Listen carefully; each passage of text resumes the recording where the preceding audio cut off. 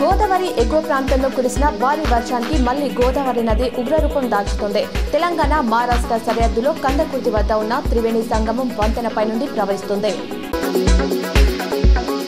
మూడో రోజు దేవి నవరాత్రి ఉత్సవాలు ఘనంగా జరుగుతున్నాయి. చంద్రఘంట రూపంలో అమ్మవారు దర్శనమిచ్చారు. సిద్దిపేట జిల్లాలో జాగృతి నాయకురాలు కవిత పర్యటించారు. వర్గల్ సరస్వతి అమ్మవారిని దర్శించుకుని పూజలు చేశారు. శ్రీరామ్ సాగర్ ప్రాజెక్టుకు భారీగా ఇంట్లో రావడంతో 40 గేట్లను ఎత్తివేసి దిగువకు 3.5 లక్షల క్యూసెక్ల నీటిని వదులుతున్నారు. గోదావరి నది పొంగి ప్రవహించడంతో నవీపేట మండలంలోని పలు గ్రామాల్లో వరి పంట పొలాలు నీట మునిగిపోయాయి. ఇప్పటి వరకు ఈ సీజన్లో లేని 3 సార్లు పంటలు నీట మునిగిపోయినట్లు రైతులు ఆవేదన వ్యక్తం చేశారు. నగరంలోని శ్రీ కన్యక పరమేశ్వరి ఆలయంలో మూడో రోజు వరి ధాన్యం కంకులతో అమ్మవారిని అలంకరించారు.